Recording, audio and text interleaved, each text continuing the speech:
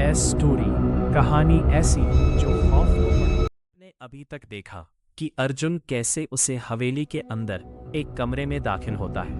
अब आगे की कहानी सुनिए। अर्जुन ने टॉर्च की रोशनी पेंटिंग पर डाली।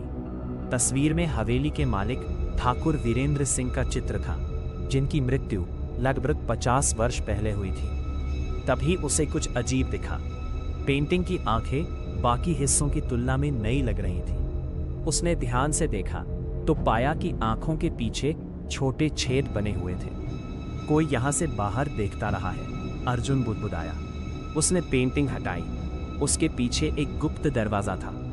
दिल की धड़कनें तेज हो गई। दरवाजा खुलकर बाहर आ गया और जाने के बाहर नीचे जाती हुई संकरी सीढ़ियां दिखाई दी। अर्जुन टॉर्च लेकर नीचे उतर गया। लगभग 10 मिनट बाद वह एक भूमिगत कक्ष में पहुंचा। वहां धूल बिल्कुल नहीं थी, मतलब कोई हाल ही में यहां आया था। कमरे के बीचों बीच एक लकड़ी का संदूक रखा था। अर्जुन ने उसे खोला। अंदर पुराने दस्तावेज, नक्शे और कुछ डायरी थी। पहली डायरी खोलते ही वो चौंक गया। ये ठाकुर वीरेंद्र सिंह की निजी डायरी थी। उसमें लिखा था, यदि कोई ये पढ़ रहा है तो समझो मैं मर चुका हूं। मेरी मृत्यु स्वाभाविक नहीं होगी।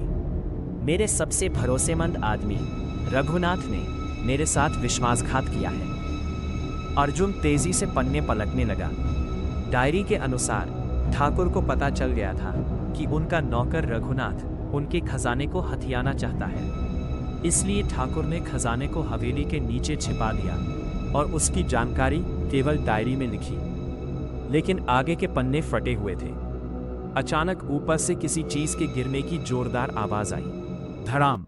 अर्जुन चौकन्ना हो गया। वो सीढ़ियों की ओर भागा, मगर ऊपर का दरवाजा बंद हो चुका था। किसी ने उसे अंदर कैद कर दिया था। उसके माथे पर पसीना ही लग रही थी। अर्जुन ने पूरी ताकत से दरवाजा धक्का दिया, लेकिन वहां नहीं खुला। तभी उसकी नजर कमरे के एक कोने पर गई। वहां एक छोटा रास्ता दिखाई दे रहा था, जो शायद किसी दूसरी सुरंग की ओर जाता था। वहां उसी रास्ते पर चल पड़ा। सुरंग लंबी और अंधेरी थी। लगभग 15 मिनट बाद वह एक दूसरे कमरे में पहुंचा। वहां एक लालटेन जल रही थी और उसके सामने एक बूढ़ा आदमी बैठा था। तुम आखिर यहां पहुंच ही गए, बूढ़े ने कहा। अर्जुन सन्न रह गया। आप कौन हैं? बूढ़ा मुस्कुराया।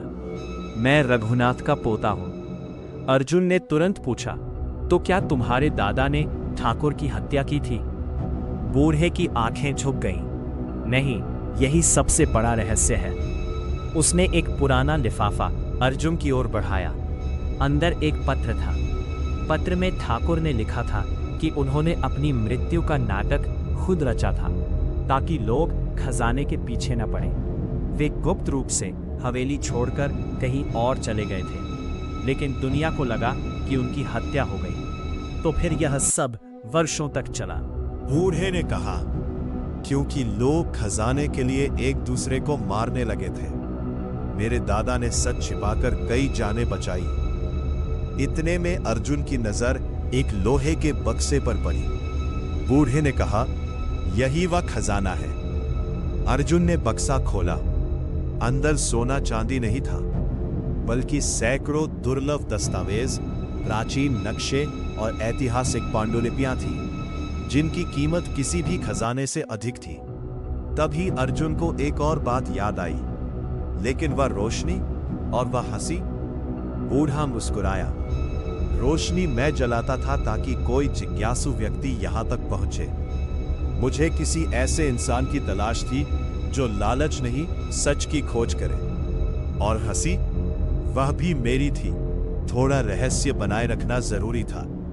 दोनों हंस पड़े। लेकिन कहानी यही खत्म नहीं हुई। जब अर्जुन और बूढ़ा हवेली से बाहर निकले, तब सुबह होने वाली थी। अचानक अर्जुन की नजर दूसरी मंजिल की उसी खिड़की पर गई। वहां फिर से रोशनी जल रही थी। दोनों ने एक दूसरे की ओर देखा। बूढ़ा फुसफुसाया, मैंने तो सारी लालटेन बुझा दी थी। और उसी क्षण खिड़की में एक धुंधली परछाई दिखाई दी। इस बार हवेली के अंदर सचमुच कोई था। अगर आपको हमारी कहानी अच्छी लगी तो प्लीज सब्सक्राइब करें, लाइक करें, शेयर करें, ताकि हम आगे भी अच्छे अच्छे कहानी बनाते रहें। और बेल आइकन दबाना मत भूलिए ताकि नोटिफिकेशन आप तक पहुंचती रहे। आप सुन रहे हैं एएस स्टोरी, कहानी ऐसी जो खौफ